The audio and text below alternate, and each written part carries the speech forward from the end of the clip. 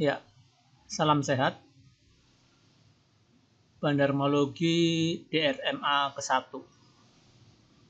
IPO 21 Desember 2021. Data sampai dengan 29 Oktober 2025.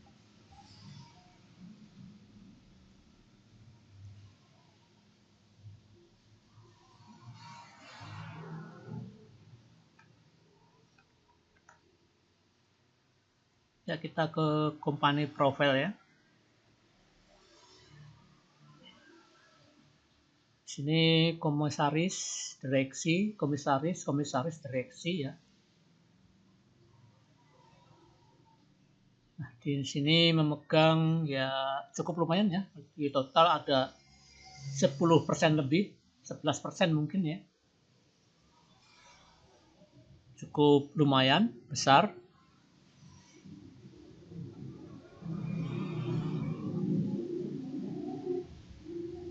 Jadi PT Dharma Polymetal Tbk ya, itu bergerak dalam bidang motor vehicle komponen manufacturing. Jadi komponen otomotif ya.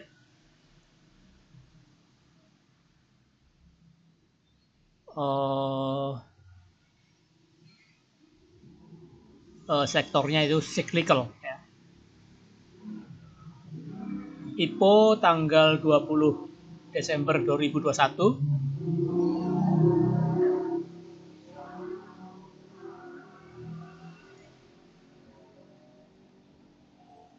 Dengan underwriter YU, tapi saya sebetulnya lebih suka aset ya, karena ini pemegang terbesar saham IPO 92,72%. Baru YU ya, itu CGS CMB Sekuritas Indonesia. Kemudian ini MNC Sekuritas EP. Ini Sucor Sekuritas. Dengan harga IPO price yaitu 500. Di saat IPO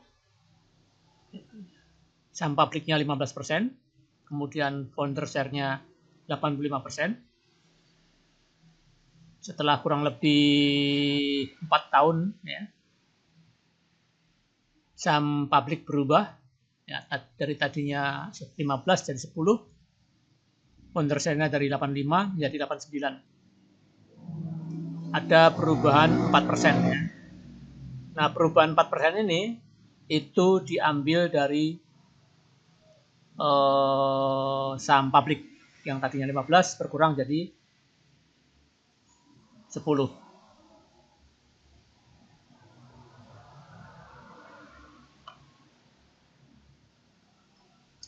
Last price hari kemarin, tepatnya hari Rabu ya, itu 1010 rupiah, kenaikan 0,5%. Di sini DRMA ada di akuisisi ya, sebanyak 85%. Di mana telah mengalami kenaikan selama kurang lebih 3,9 tahun, hampir 4 tahun, itu 100% dari IPO price yang 500. Rata-rata harga rank 200 hari itu 960, low-nya di 870 dan high-nya di 1120 rupiah. Asing punya kepemilikan yaitu hampir 10%.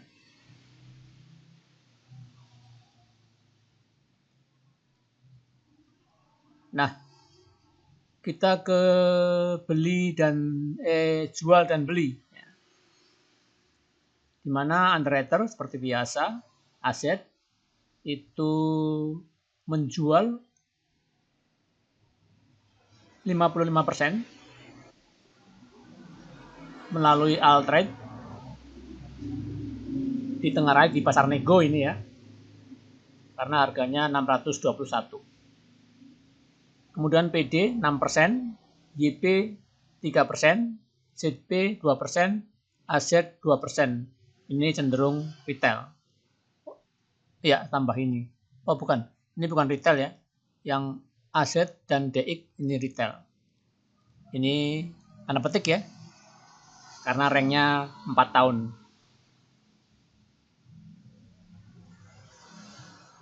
Kemudian yang beli PKF ya 23%, LG 22%, LJF 17%, BBF 7%, KZ dan BL, anggaplah retail, itu masing-masing 10% dan 22%. Ya, masih akum lah ya. Nah, yang jadi pertanyaan, di sini adalah saham publiknya 481 juta. Yang dijual 793 juta lembar. Jadi ada kelebihan 311 juta lembar saham. Nah, kita buat persentase ini ada 3 persentase.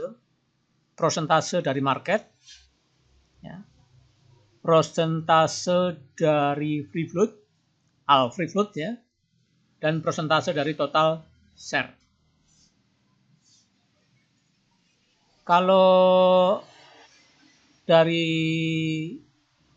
yang di market, baik pasar nego dan all market, tadi udah ya, total 100%. Nah, yang di yang all free float ya, ini free float standar maksudnya, itu 164,6%. Nah, ini lebih ya. Harusnya tetap 100% ya, dari free float standar ya. Tetapi ini lebih. Jadi ada kelebihan saham publik di sini. Ya. Karena saham publik 481 juta lembar, yang dijual 793 juta lembar. Jadi ada kelebihan 314 juta lembar.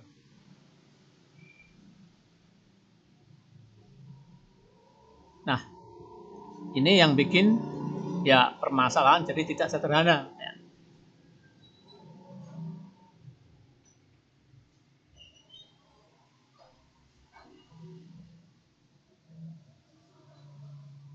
Jadi ada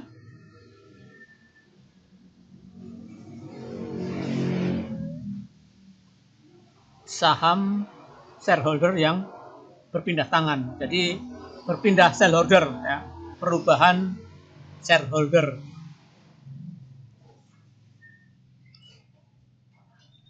Yang 223 juta lembar saham itu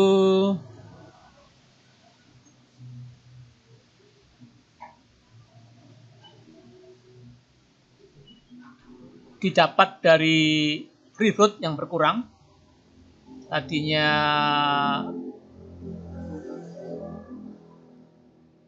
ini 705 juta lembar, tinggal hanya 481 lembar. Jadi diambil dari free float yang lama, yaitu 223 juta lembar. Nah, padahal yang keluar 311. Ya. Ini 22, jadi ada 87 lembar lagi yang diambil dari shareholder. Itu ya. Dan ini apa ini? Ada tulisan apa? Nah, setelah shareholder berkurang 87 juta, ya, akhirnya totalnya sekian, itu pun masih kurang sebesar 123 juta. Ya. Nah, ini jelas diambil dari shareholder. Jadi intinya sell holder jualan atau sell holder private placement atau ya yang jelas perubahan saham pengendali atau jual di pasar nego, dan ini memang ditengarai jual di pasar nego.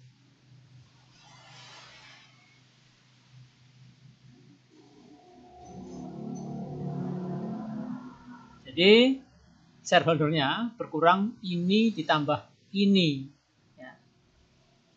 Coba saya lihat, selain shareholder yang bertambah, apa? Shareholder yang bertambah karena saham publiknya berkurang, tapi underwriternya jualan lebih dari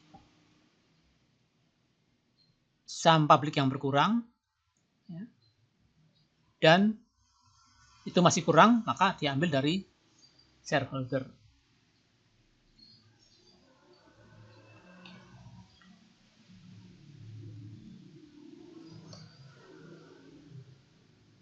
Nah, sekitar 211 juta lembar itu diambil dari shareholder.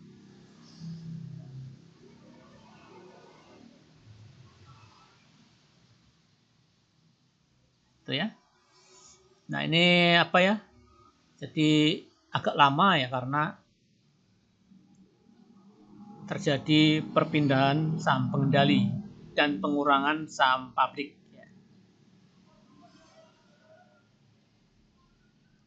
Nah, di sini 57% itu asing, jelas BK, LG, BF, BBF ya, asing, KZF asing juga 57%, lokalnya 43%.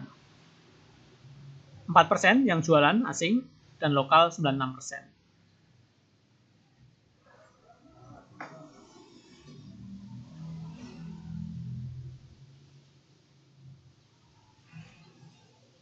Nah, ini ya. Ini yang jual yang beli ya. BKF beli 23%. LG ini anggaplah yang min ini adalah shareholder atau pengendali baru. LG, F juga pengendali baru. Nah, BBF, KZF ya, intinya saham ini dikuasai asing. Dan adanya pengendali baru ini dalam tanda petik ya, kira-kira sebetulnya bisa pasti tapi susah karena data yang tidak cukup dan ya kemampuan kita untuk menganalisa juga terbatas. LG ini pengendali baru.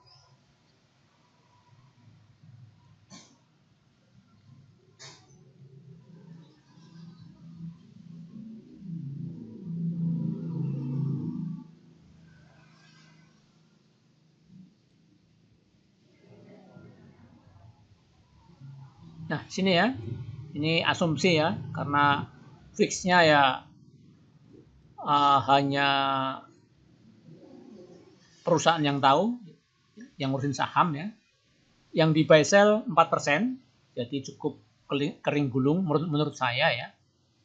Free float-nya 63%. Free float yang di hold ya ini ya. Kemudian founder share-nya 89%. Walaupun 89% itu sudah berganti nama seperti LG masuk ya. Mungkin yang lain juga masuk. Saya kira itu ya yang mengenai ini DRMA yang mengalami perubahan shareholder atau saham pengendali atau shareholder ya. Nah, ini kalau dari sini jelas Akum ya. Akum udah saya terangkan secara jelimet ya. Cukup sekilas saja karena perubahan banyak saham pengendali. Ini shareholder tambah 6% ini anggaplah ya 85%. Nah, yang di buy sell 15%. Nah, cukup ya. Kita ke yang lain. Misalnya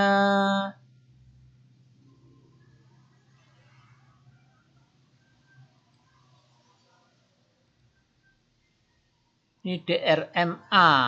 Nah, ini DRMA dari saat IPO, yaitu tanggal 20/12/2021 sampai sekarang.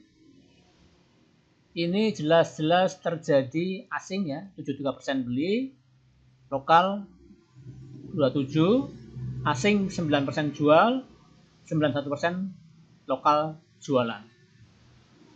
Chartnya akum. Ya. Ingat, warna pink apa warna apa ini? Ya, warna orange ya. Di sebelah jual lebih besar daripada warna orange di sebelah kiri. Kemudian kueh-kuehnya besar-besar di sebelah kiri. Di pasar regional lebih mudah dibaca ya. Apakah kita pedomannya pasar regional aja. Pasar nego itu hanya untuk bandarmologi karena memang perubahan kepemilikan saham. Jadi distribusi ya. Akumulasi ya. Jelas malahan ya.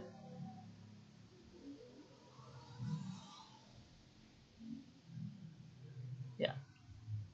Di mana BKF 30%, LGF 21%, BBF 9%, BB 7%, dan seterusnya.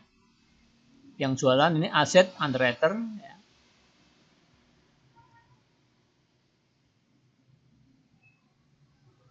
Ya, itu di pasar reguler ya. Kita coba lagi, kita lihat apa lagi ada DRMA di sini nanti.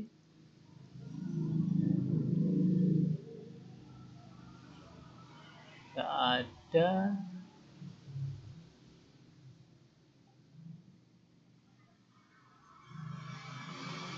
Oh ya, tadi ya.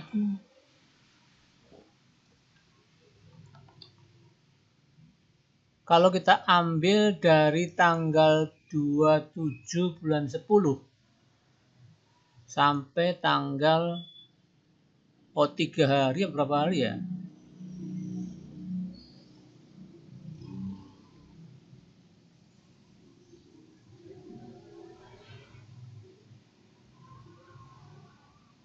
Nah, ini seolah-olah distribusi ya. Kalau kita lihat hari terakhir ya.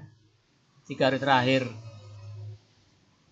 Karena tadi warna oranye di sini lebih besar daripada warna oranye posisi jual.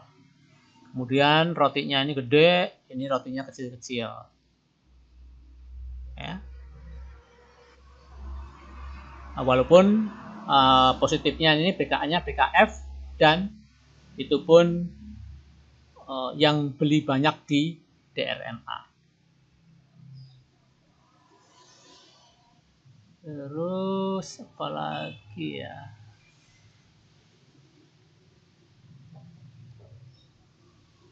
DRMA ini posisi DRMA Altrad juga. Oh ya, ini kita ambil juga dari posisi tanggal 8 bulan 1 2025, jadi awal Januari sampai sekarang, sampai tanggal 28 intinya. Ini juga terlihat sekali akumulasi ya. Karena di sini ada BKF ya. BBF. Ya, BKF ya. BKF. Nah, intinya akumulasi. Kuehnya gede-gede. Kueh yang warna oranye ini kecil, itu sangat menentukan bahwa retailnya dikit. Ini retail jualan.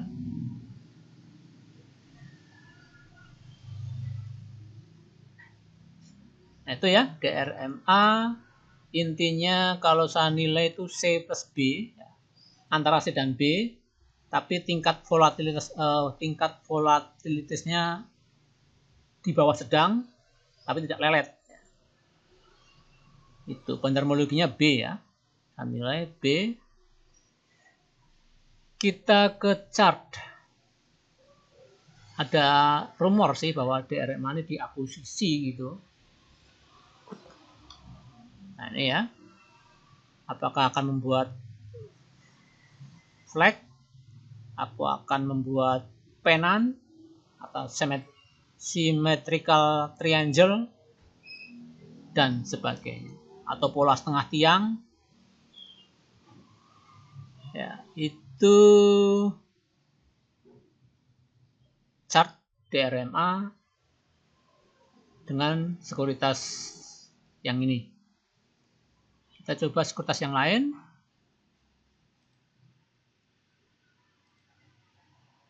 Nah ini ya, kita ingin lihat chart.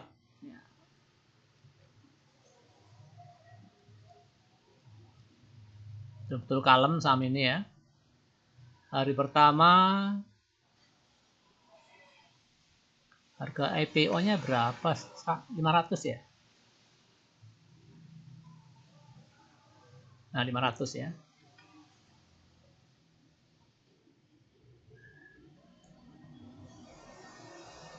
Ya,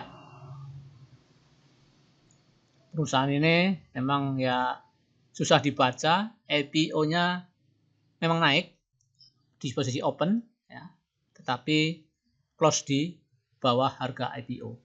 Hari kedua juga dikerjain, harga turun di bawah IPO. Hari ketiga balik arah, langsung lumayan naik, dan seterusnya. Nah ini ya, ini chart DRMA ya. Jadi IPO, di awal IPO memang DRMA ini bikin dak-diduk para pengambil saham di harga IPO karena turun selama 2 hari dan kemudian balik arah, dan selama 100 dan selama hidup ya, selama DRMA melantai di bursa saham itu ya tidak jelek-jelek amat dibanding deposito, masih bagusan ini, yaitu 100% selama 5 tahun kalau kita ambil di harga IPO. Ya, ini 4 tahun ya, jadi 25% 1 tahun. Lumayan kan? Lebih dari 5 kali lipat deposito lah, katakanlah gitu. Ya, cukup ya. Kita akhir sampai di sini. Bandarmologi DRMA ini dengan akumulasi asing yang cukup bagus. Salam sehat.